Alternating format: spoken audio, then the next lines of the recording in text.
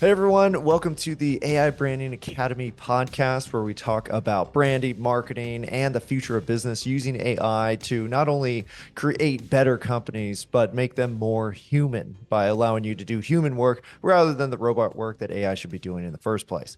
So today we have one of our AI Branding Academy partners, Axel Simon. He was actually the first official partner of the AI Branding Academy, and I'm very happy to welcome him as both a friend and now a partner. So welcome. Thanks a lot, Mark. I really appreciate it. Uh, today's topic will be really getting into the avatars, especially the client or customer avatar, because I think it's one of the most forgotten jewels in working on marketing. You set up with the AI Brand Academy a beautiful structure called the brand pillars, and a part of that are the customer avatars. Uh, and as usual, I'm a German, so I look for a niche in there or something that I can change or even do better. And not just really putting out some nice faces to these avatars, I really dug into their emotional states. Because usually when we talk about our clients or we talk about those people making decisions about our work, we face human beings. These human beings are not as perfect as we see them on our AI generated pictures. Usually they have got something, what I usually say, an itch where they can't scratch themselves.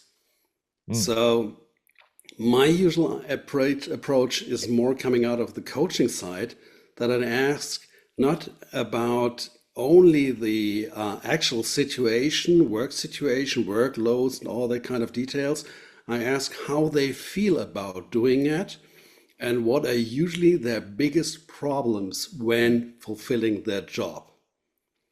That's great. Next question, which is pretty fun, is that I ask what they are usually doing to get out of this situation. And with my avatars, I'm just checking it out here. Uh, I asked for current struggles and strategies and problems. And actually, the ChatGPT gave me back around about 15 issues they faced. I asked for the four most inconvenience, and I asked the system what would they usually do to get across this situation. Mm. For example, work-life balance. For example, work overload.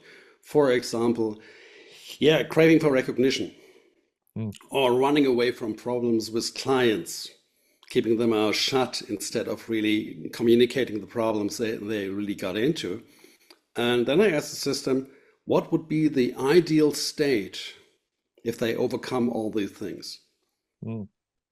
Wow. Pretty nice idea. And then I asked again, what would be or how can I make a difference with my offer between a standard solution and a solution that really reaches this ideal situation?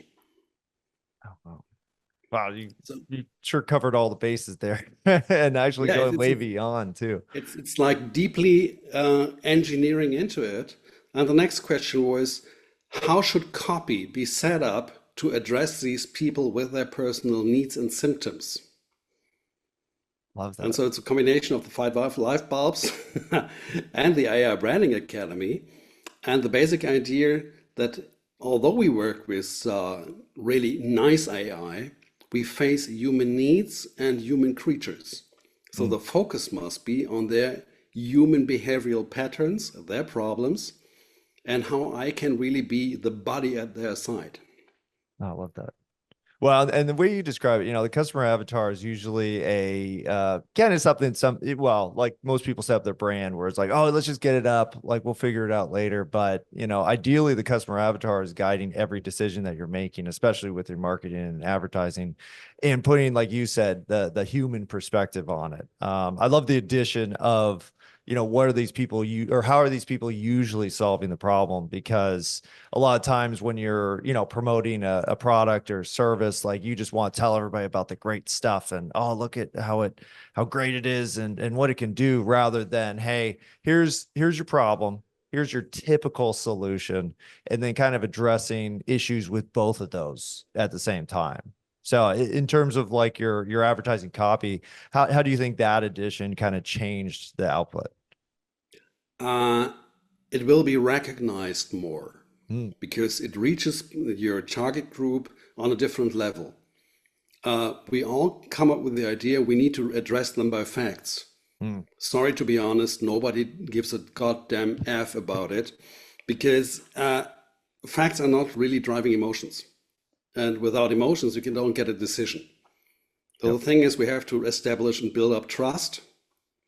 And trust means that we understand the situation of our clients, that we follow their needs, Mm, that we highly appreciate what they actually do right now. And now, as a body, we give them even a better option.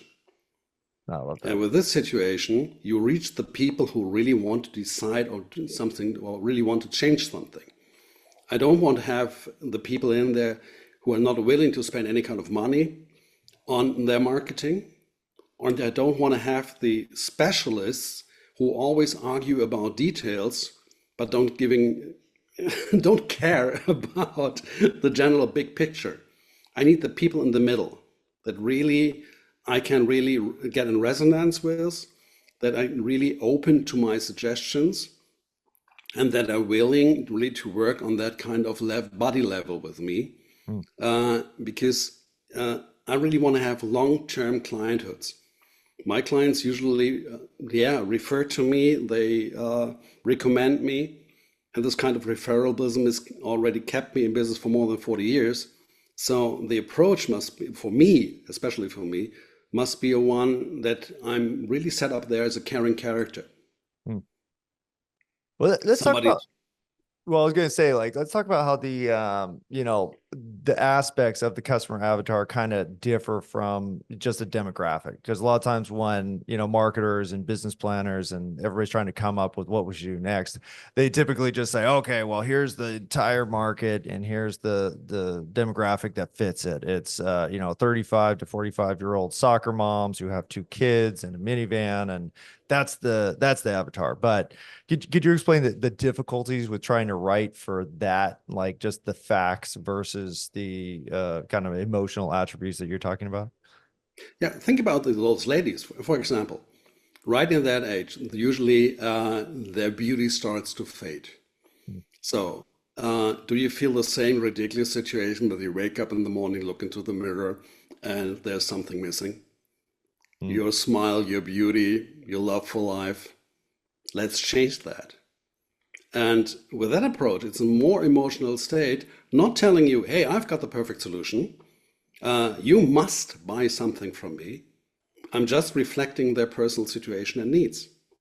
mm, And of course, you use makeup. And of course, you know that this makeup will make you even age faster than ever before.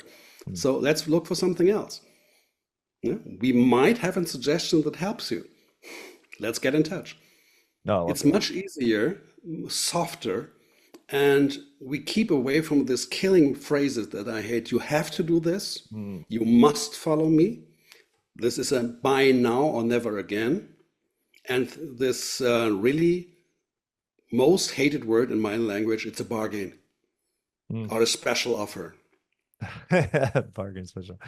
Yeah. Uh, if I really do a special offer, I'm getting into the cheap spiral. And to stop that spiral is a pretty energy consuming thing.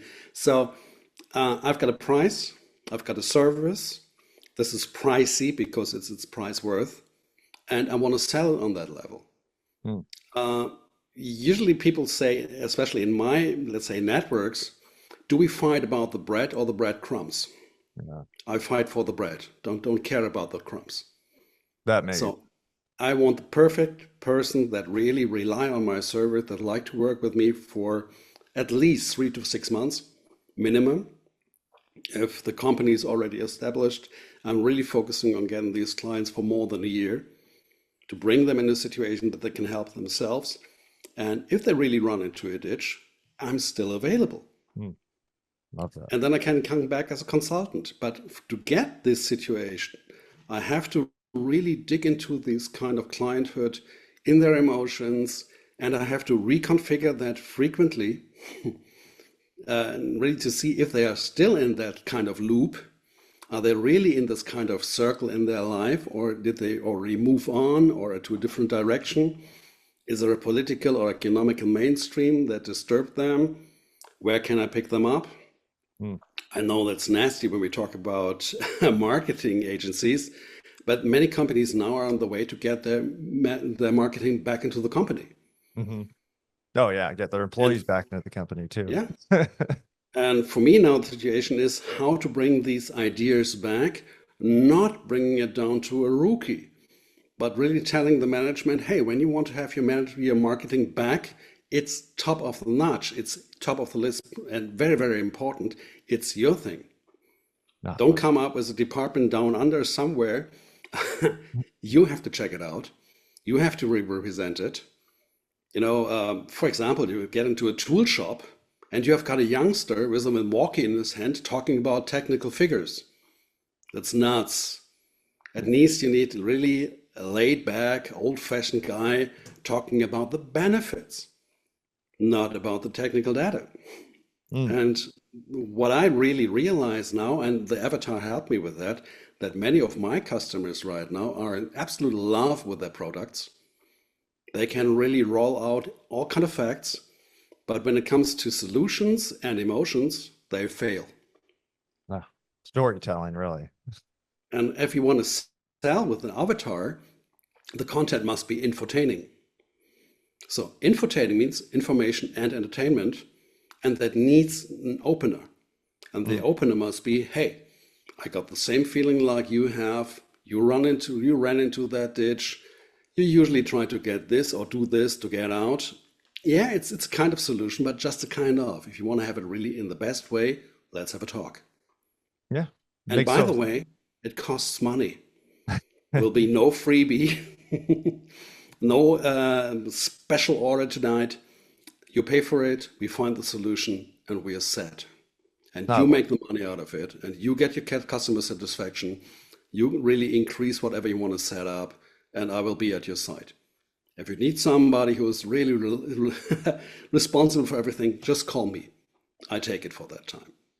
Well, the cool thing is if you do everything that you're talking about, like the value that you're providing is self-evident, right? You don't have to keep on selling the client on like, hey, look what I could do for you now, and look what I could do for you, the next month, and then having to continue to sell them all the time rather than just gaining their trust in the first place by essentially creating the longevity that we all want as a business. Because I think when you talked about like the bargains and the deals, and if you lead with that, you're just saying, hey, I'm a temporary thing. Like I'm the solution right now for whatever you're facing, and that's why you should buy me right now. But unless you're looking at that long-term view, which requires, a vision of your target audience as people rather than your objective, then now you can have the longevity that we all want. And I think for agencies too, when you communicate all of that, and again, you're targeting the people you should be targeting in the first place, now you can have longer term clients and they're not so demanding that you get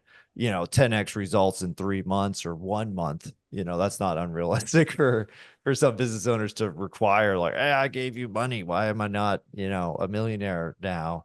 And marketers fail when they don't specify this thing in the first place, because there's no way that you could get any kind of longevity without saying, this is my client, this is my ideal client. And there's a little difference between the customer avatar and the ideal client profile, which is Yeah, of like the course. more exact, like this is the exact person I want, versus like this is in general, these people could benefit from what I sell. But yeah, putting that all together, you get the longevity and you get the value out there, and then you get the reward as a marketer of them getting results and not wanting to fire you all the time. Now, with that said, how do you say you've established the avatar, you've gotten the results? How do you keep the client, still valuing you, even though you've done kind of the heavy lifting currently? What I do for my clients, I really evaluate their marketing. Mm. And you recall me one of those blunt guys, maybe a redneck, because I usually take all the marketing materials that I can get my hands on from my client, feed them into the AI without really putting in the company name in there, And then with this information as a database, I asked ChatGPT to build their client avatar. Mm. And with this result that is 100% neutral, this will get back to my customers or future customers. That's just a tiny fee behind it of $500. Really to evaluate if their picture of their client meets the awareness of a system. Mm. Let's say 2% give a perfect match. And that time you can say, hey, you don't need me.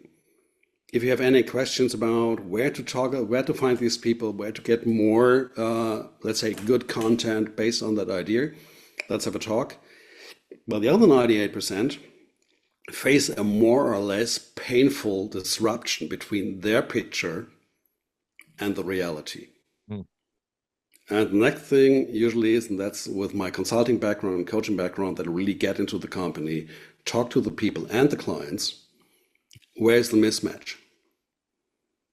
And usually, because I'm just working not with startups, I'm working with companies who are on the market for more than 5 years or 10 years, there was somewhere was a kind of breach in there when they left their path, that their day-to-day business really changed their attitude towards the customer. And they are more focused on really selling their product instead of understanding their clients.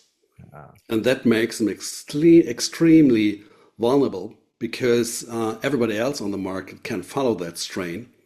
And sooner or later, they will find a different approach to the customers of a competitor, and they will have it. Makes sense.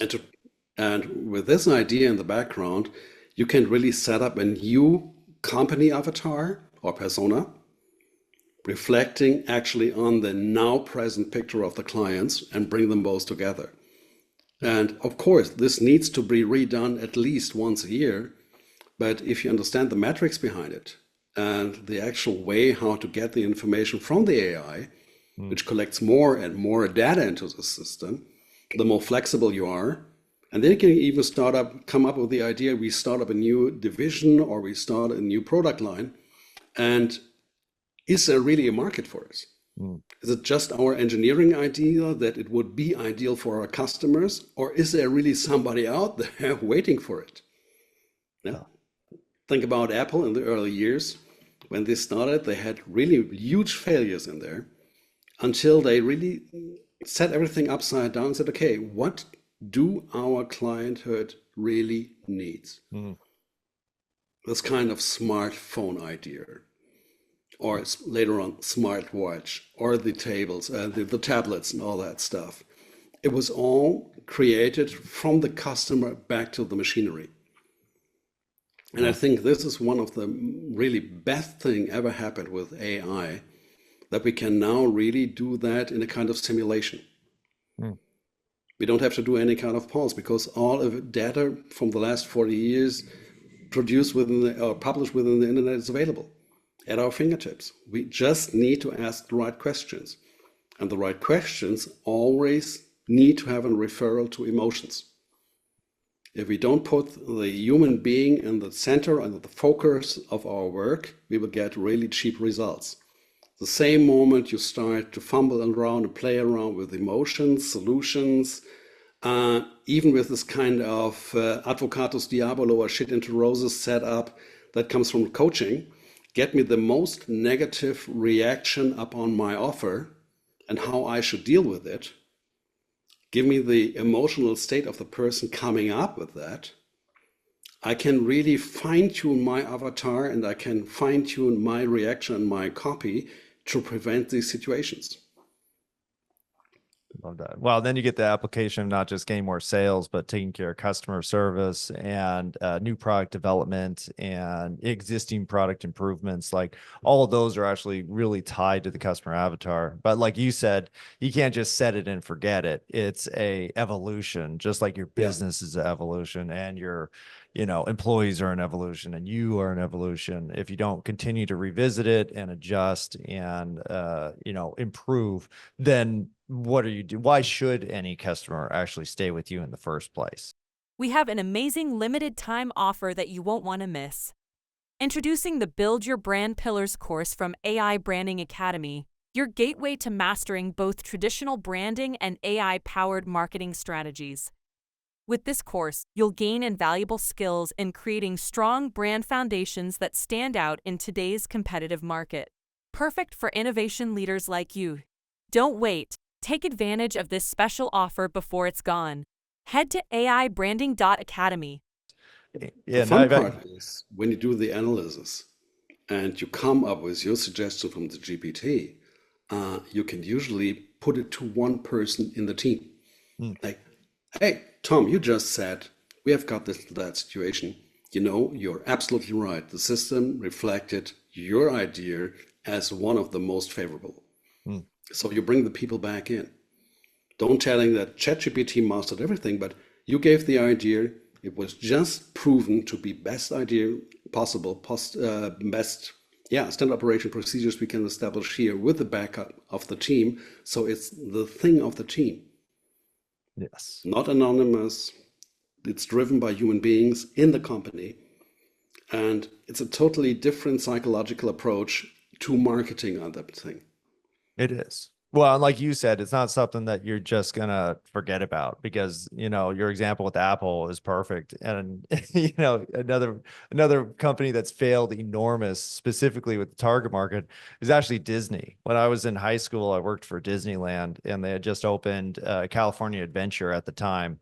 And everybody Mhm. goes to Disneyland, and it's all packed, and there's lines everywhere. But when I was there and they opened California Adventure, it was a ghost town. Like there was nobody there because they had made the park with this adult avatar that they had in their minds of like, oh, we'll do this for like, you have Disneyland for the kids, California Adventure is for the adults. There's wine tasting, there's scenery, there's no cartoons running around everywhere because adults don't like cartoons. And so it just bombed. Like that entire target market didn't exist. And even $1 billion company that is kind of known for their branding and their ability to connect with people on an emotional level, somehow completely blew it. And then now what you see is the evolution back to their traditional avatar, which is maybe it's not a child, but it's children at heart, and that Yeah. can include adults. And so they fixed it all, and then they brought back the emotion and people's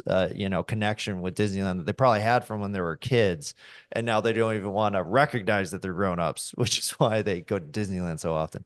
But yeah, it's a constant process, and that's why it's I think if you're a good marketer and you install these principles and really value the customer, there's no end to work because people are never the same. Yeah, what I like especially about the concept we set up with AI Branding Academy is that it can use the ChatGPTs we offer and refine them. Mm, Bring yourself in there, your experiences, ask stupid questions, really set up tasks, and give the system some input to learn about it. I made a huge mistake in the first round because I had this kind of preset in ChatGPT based for my company, but was a different one. mhm. So the answers were really 100% screw up. So I had to get rid of this kind of preset up. Uh, Now it's getting more flexible, but it's a fun thing when you really get this material out there, especially when you come down to what kind of highlights, emotional highlights and things should I put into the copy. You write that stuff, feed it back into the system, and ask what will be the target group. Mm. Oh, And if you get a you more than 75% hit, you're done. You can really shovel it out. Oh yeah. And Well, and those that's, kind of checks and balances are huge because it is, well, I think before making a customer avatar was so much work, right? I mean, you really had to sit down, you really had to think, you had to, do a ton of research, and not just your demographics, but maybe studying groups of people to make sure that okay, this is perfect. But now, like you said, AI does a ton of the heavy lifting because it already has all the information. And it now just, we get specific really easily. yeah, think about the Meta ads library that is available for the Blueprint area. You can check in there who's just running their campaigns, what their actions are, how long they're already running, and. It's time consuming like hell. Mm. And you end up with a copy of something. But when you really individualize your customer avatar and your business persona, you can really dig into it. You can really make very, very fine adjustments. And I'm a big fan of Claude when it comes to copy.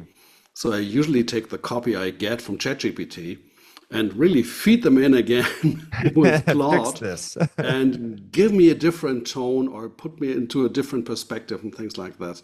And the results are really outstanding. So working with AI, if you've got your brains really working, is a perfect matter. And especially when you work on the avatars, it's fun because it's giving you so much back. It's like, okay, I did this right. Sometimes you even get your little smack, like, okay, I goofed here totally. But it's always something, the problem you can solve. You just change the prompt, redefine some of the aspects, and you get a better result. Something usually you cannot get when you just work with public available data. No, and that's totally true. Well, and again, just collecting that data in the first place is such a pain in the butt that when you finally did it, you are just done. You're like, okay, I have the data. I don't want to talk about this anymore. But it's just so easy. Now, with that easiness comes a temptation to continue to make avatars. And so how do you respond to a client that's like, hey, yeah, that's maybe the ideal customer avatar, but I have these subgroups or emerging markets that are a different avatar. How do you incorporate? I mean, do you just create the avatars, all the avatars necessary, and then choose a primary, or how do you handle that situation when a client wants more than one? Usually, I love the approach really to talk to the team, including the existing customers. I want to have their evaluation about the company, about their service, of their quality of services, how they, let's say, their level of satisfaction is brought over by the company, the products. Because sometimes when they come up with new products, and can simply say, hey, fix your existing portfolio before doing something else, because you're just losing clients. And when you think about these kind of vanishing clients or ghosting clients, especially when it's based on a subscription. And some people say, okay, my business is working perfectly. I just lose 60% a year. You say, hey, you must be nuts. 6 is the max, not more than 6%. And when you're in a selling operation, losing more than 10% of your clients is really a problem. Oh, yeah. So before getting into something new, I usually talk to the sales staff, to the service people, even to accounting, especially their accounts aging, because if somebody really slows down payments, it's worse to talk to them. Oh, yeah. It's usually not their fault, but they're not satisfied. So they really push out the time before they actually pay. And with getting more satisfaction on that side, you can say, okay, we've got a new situation. If we fix this or that and publish it, we open up a new target group and a new avatar. Because, and I reflect myself, I made my biggest mistake in ignoring XYZ. Now we keep an eye on it. So if you ever wondered why we weren't that good at that field, we didn't see it. And to get with these informations to the public is one of the best ways to emotionally sell advancement. It really brings your team more up. And then with that, you get perfect information about new clients. Because if people react on that, okay, they're not satisfied with your competitors. So we need to focus on that to bring that more up. Love that. Now, what you were saying about just, the avatar evolution and changes, do you usually, do you just have a date? Like, okay, every time we finish a campaign, we're going to review the avatar, or every 90 days, or what? How's it work? Usually when we talk about the avatar, we talk about sales, we talk about customer satisfaction. And usually I ask my clients at least to talk to their clients once in a month. Okay, once a month. At least with their key accounts. With these information coming back, we collect them. And usually they're really open phrase questions and questionnaires that's coming up. So there's a lot to work on it. But as usual, we simply throw that into ChatGPT. And we get a general tendency. And with general tendency on the feedbacks, we can say, okay, we have to adjust this one. maybe we're getting too more into the female argumentation, we do more male, or the vice versa. And with that, you can really finely adjust the actual avatars you set up. No, I love If that. you set up a break, like we mentioned, or we talked about, like how would Coca-Cola like if they changed their logo? They would really kill their brand. The same situation here, fine-tuning and set of big steps. And if there's something coming up new with a different age than the avatar we usually target on, why not really setting up a new branch with people of the same age, understanding the avatars? Mhm. For me, some youngsters, especially those who are following influencers, I cannot get them. I will never understand somebody who says, okay, I like the bag, buy it. Sorry, can't get it, can't work with it. But sometimes you need these people. And Mhm. this is the moment where we can really get this really young bucks in there and say, okay, we've got a new option for you. This is our situation. We want you to bring your emotions in there, your perspective, and learn from them. No, love that. Well, But and if really it's, it comes back to the focus on the client, right? Or the customer, yeah, where you're like, hey, I'm willing to do this because I see that this market's evolving. But honestly, in terms of, because people are always wondering, like, what do I post on my blog, or what do I post on social media, or how do I connect with my customer? It's like, if you don't review what they're going through on a regular basis, like you're saying, then you're not gonna be able to take advantage of the current trends, because honestly, the world's changing like every day. We have Mark, crazy events that have but, massive modifications, and you could take advantage of that just by, thinking about it once a month. but to be honest, Mark, many social media complexes are flooded with content. Oh yeah. Huge, the amount of input we get is killing. And when you talk to people, especially in the marketing area, usually tell you, hey, we got that reach, we had that number of reactions. And then comes something that's looked like the desert, the conversion rate. Mm. And I prefer a tiny post with 50 or 60 people liking it and 40 buying, instead of a mega reach, a million number of followers who are usually fake, and you don't get your message across and you don't sell something. Mm. So where's the focus? Love And it. the focus usually is, and I know that Stephanie Nowinskis is Oh, yeah. really keen on that. We all have got this huge database of our existing clients and lost clients. I really coming out of this kind of health program situation and fitness thing. I still got 10,000 contacts hanging out here. So what I usually do, digitize them and really feed the system back in. Mm. And if we can bring our customers to the state, they say, okay, you lost a client 5 years ago, call him, ask him, what has changed? Ooh. Dare to ask. Yeah? Get a stiff bone, yeah? Set up straight and call.